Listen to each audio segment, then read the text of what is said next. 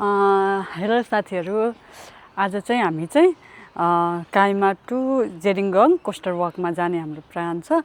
हामी चाहिँ हिजो आएर मिन्नामौरा बस्यौँ अनि आज बिहान 10:30 हुन लाग्यो मर्निङको।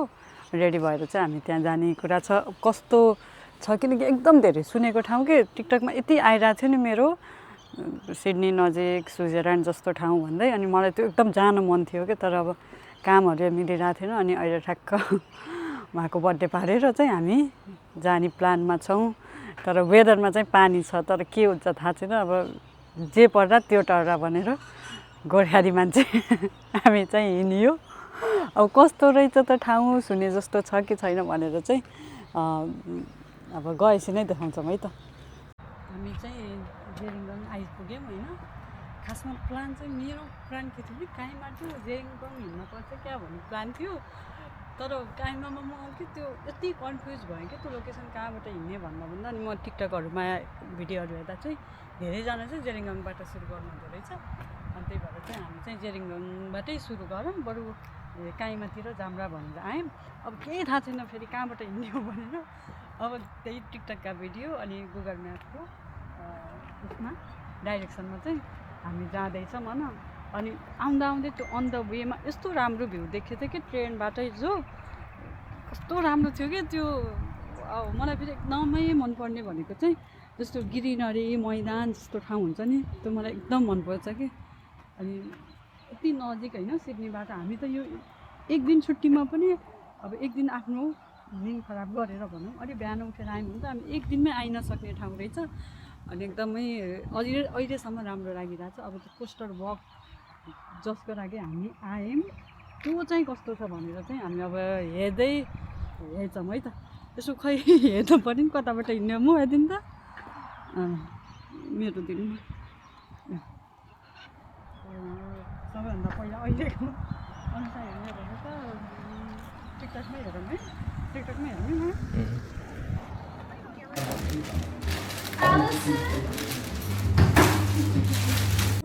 पढाइ भयो कि अब हिँड्नु चाहिँ हिँडिरहेछ, वेली बिचको बाटो देखाइरहेछ म्यापले होइन।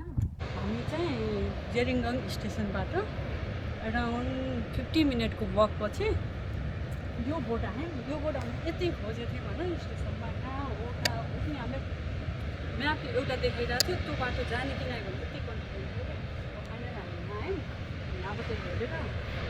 अनि यता चाहिँ जान सकिन्छ। हजुर आउँदाखेरि चाहिँ यहाँसम्म चाहिँ हजुर म्याप नै फलो गरेर चाहिँ आउन सक्नुहुन्छ। अनि यसपछि चाहिँ अब हामी चाहिँ यो जस्तो हजुर देख्नुहुन्छ नि माउन्टेनहरू चाहिँ त्यो वक हिँड्छौँ। एकदम एक्साइटिङ र राम्रो देखिरहेछ।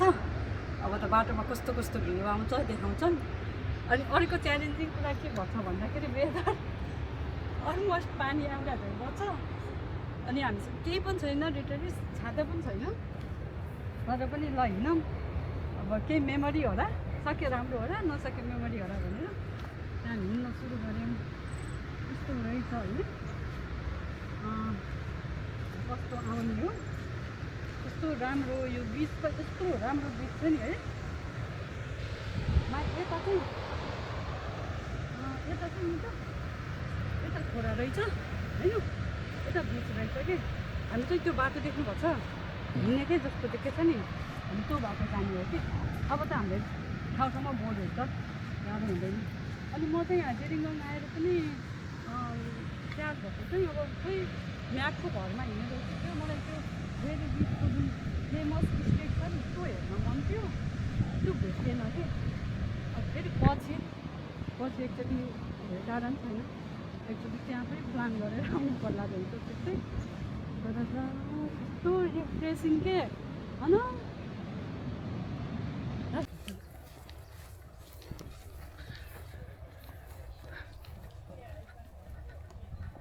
हामी त ट्रेकिङमा हिँड्ने जस्तो नि देखिएन नि त।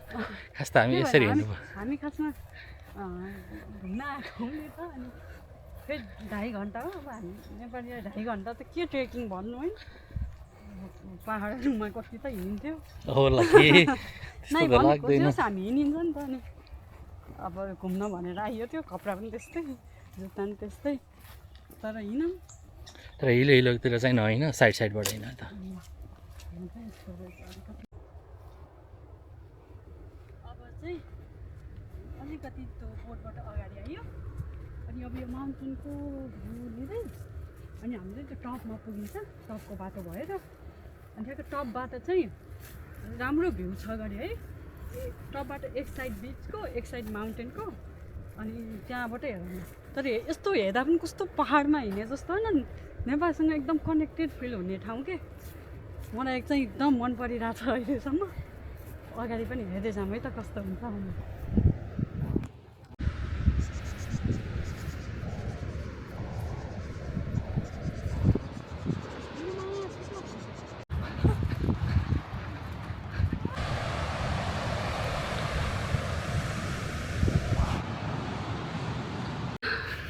त्यहाँ चाहिँ भयो अनि कति हिँड्यो 1.5 घन्टा हुन लाग्यो हिँड्नु गएको यसले कस्तो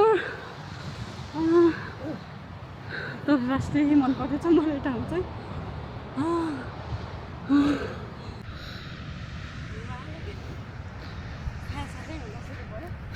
म चाहिँ सम्मबाट चाहिँ म जति पनि हिँड्न सक्छु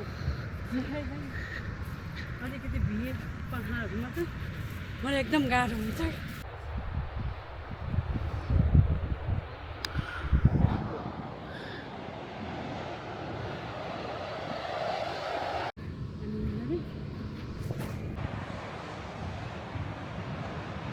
दुईवटा गल्ती मबाट भएकै हो किन एउटा मैले गेस अब त्यस्तो अनकम्फर्टेबल त छैन तर पनि अनि अर्को मेरो सुज यो दुईवटा चाहिँ लाएर आउनुपर्ने फर्स्ट वर्क गर्थ्यो बट ट्रेकिङ गर्ने नै प्लानले आउँदाखेरि हो कि यस्तो यो कोइन्सिडेन्ट भयो नि त त्यो यसरी हिँड्छ भन्ने पनि सोचेको थिएँ नर्मल हिँड्न हेर्दा सोचेको नि त नट ब्याड यस्तो रहेछ नि त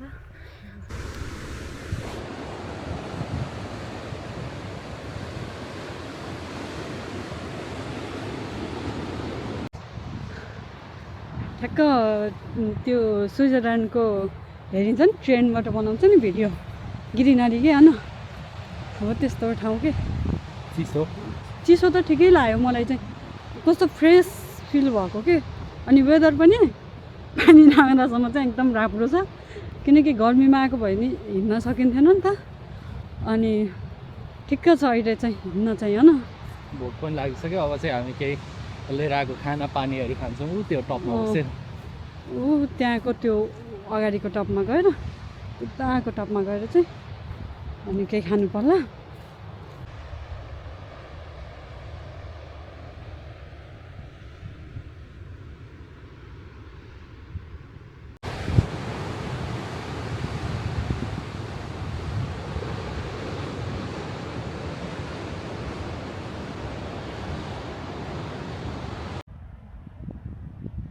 अब चाहिँ 2 किलोमिटर बाँकी छ थकाइ पनि लाग्यो अनि म मेरो ज्याकेट नि बोक्न नसकेर यता बोक्न दिएछु अनि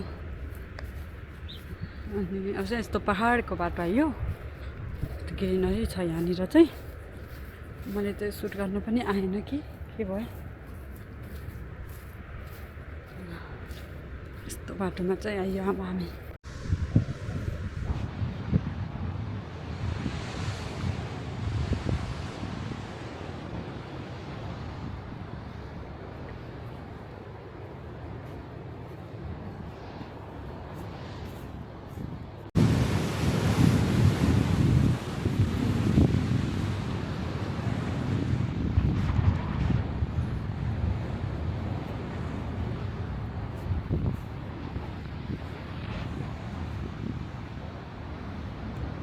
तिम्रो त्यो हँसिलो मुहारको झझल्को जब आउँदा यो त बिछोडको गीत रहेछ अर्कै गीत आउँछ आँखामा तिमीलाई पाउँछु म सधैँ सधैँ निदरीमा तिमीलाई पाउँछु निन्द्रैभरि।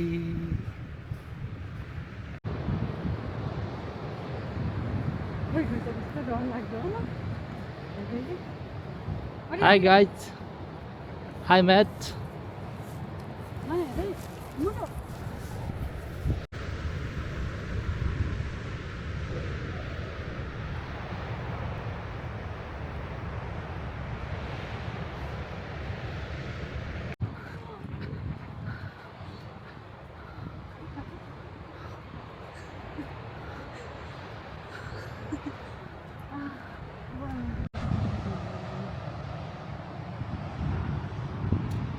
अब चाहिँ हामी लगभग कोस्टर वक सक्न लाग्यो।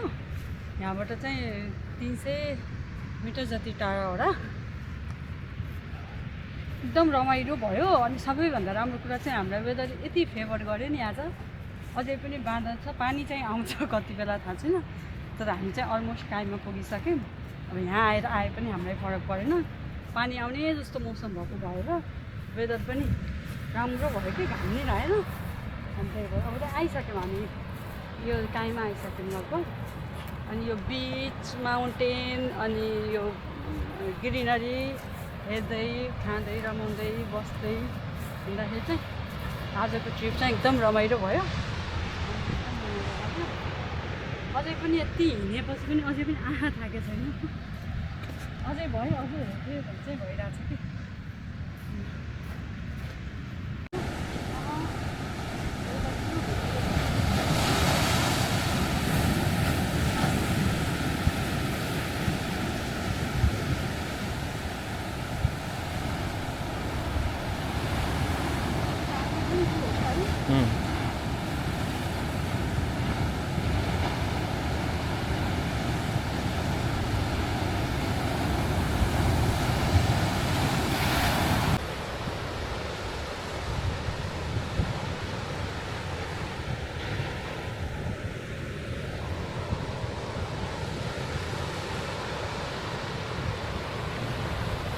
हामी चाहिँ जेरिङटन टु काइमाको कोस्टर वक चाहिँ हामीले कम्प्लिट गरेको छौँ। अब काइमाबाट स्टार्ट गर्ने चाहनुहुनेहरू चाहिँ यहाँबाट स्टार्ट गर्नुहुन्छ। हामीले चाहिँ जेरिङटनबाट स्टार्ट गरेको थियौँ।